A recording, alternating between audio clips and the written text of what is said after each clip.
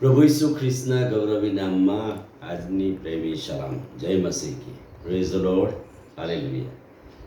પ્રભુનો આપણે આભાર માનીએ છીએ કે અજવાળા વિશે, ખ્રિસ્ત જે આપણું અજવાળું છે એના વિશેની વાત જોતા આવ્યા છે.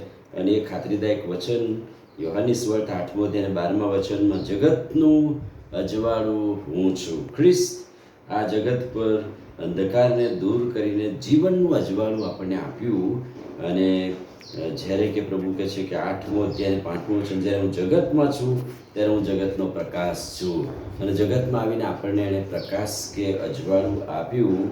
ત્યારે હવે માથેની સુવાર્તા 5મો અધ્યાય 14મું વચન, તમે જગતનું અજવાળું છો. જોયું, પ્રભુએ કહ્યું કે હું જગતનું અજવાળું છું. હવે પ્રભુ એમ કહે છે કે તમે જગતનું અજવાળું છો. એટલે કે જગતનું અજવાળું આપણી પર આવ્યું, ખ્રિસ્તનો પ્રકાશ આપણી પર પડ્યો. એટલે હવે આપણે એ અજવાળાને લોકોની આગળ પ્રગટ કરવાનું છે. તમે જગતનું અજવાળું છો. પહાડ પર વસાવેલું નગર સંતાઈ રહી શકતું નથી, અને દીવો કરીને તેને માપ તરે નહીં, પણ દીવી પર મૂકવામાં આવે ત્યારે ઘરમાંના બધાને તે અજવાળું આપે છે. ખ્રિસ્તનું અજવાળું પર આપણી પર આવ્યું ત્યારે હવે એ અજવાળું આપણે લોકો સુધી લઈ જવાનું છે. તમારું અજવાળું લોકો સુધી લઈ જાઓ. અને બીજી વાત, ત્યાં એવું લખવામાં આવ્યું છે, તમારી રૂડી કરણીઓ જોઈને આકાશમાંના બાપની તેઓ સ્તુતિ કરે, આરાધના કરે. એટલે કે ખ્રિસ્ત જે આપણને મળ્યા, એનું અજવાળું આપણને મળ્યું, એ અજવાળું લોકો સુધી લઈ જવા માટે આપણા કૃત્યો, આપણી પર્સનાલિટી, આપણું કામ, એ ખ્રિસ્તનું અજવાળું છે. એ લોકો સુધી આપણે પહોંચાડવાનું છે. અજવાળા વિશેની 2-3 વાતો. પહેલી વાત, અજવાળું હંમેશા ટોચ ઉપર અદ્ધર હોય છે, અને ત્યાંથી એ લોકો સુધી પોતાનું અજવાળું પ્રકાશે છે. અને એટલે પ્રભુએ શું કહ્યું? પહાડ પર વસાવેલું નગર સંતાઈ રહી શકતું નથી. એમ ખ્રિસ્તી વ્યક્તિ એ અજવાળું કે છે હંમેશા ઉપર હોય છે, અદ્ધર હોય છે, અને લોકોને અજવાળું એટલે નીચે હોતું નથી.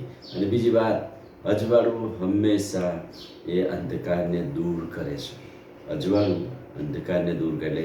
અજવાળું ખ્રિસ્ત પ્રકાશ મારામાં આવ્યો એટલે જે શૈતાની બનાવો હોય એ બધા દૂર થાય, હે ને, દુષ્ટ કૃત્યો દૂર થાય. અને એટલે પ્રભુ કહે છે કે અજવાળું હંમેશા અંધકારને દૂર કરે છે. બાઇબલ પ્રભુનું વચન કહે છે કે અંધકારને અજવાળાને શું સંબંધ? કશો સંબંધ નહીં. અંધકાર હોય, અજવાળું આવે એટલે અંધકાર જતો રહે. અને એટલે ખ્રિસ્તનું અજવાળું તમારી ને મારી પર પડ્યું છે. એ અજવાળું હંમેશા ટોચ પર હોય છે. દીવી પર મૂકવામાં આવે છે ત્યારે ઘરમાંના બધાને અજવાળું આપે છે.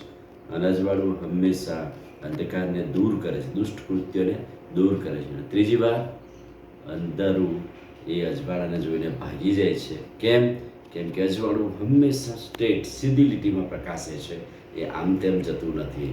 આપણું જીવન પણ એવું જ છે કે આપણે બીજાને અજવાળું આપવા માટે આમ તેમ નહીં, પણ સીધા સ્થિર ઊભા રહીને પ્રભુનો મહિમા પ્રગટ કરવાનો છે. પ્રાર્થના કરીએ. પ્રભુ, આજે સવારે તમારા અદ્ભુત ખાતરીદાયક વચનને માટે આભાર. વચનના પ્રકાશમાં અમને દોરો, અમને તમારું સામર્થ્ય આપો. પ્રભુ ઈસુના નામમાં માંગીએ છીએ, સાંભળો ને માન્ય કરો. આમીન. God bless you.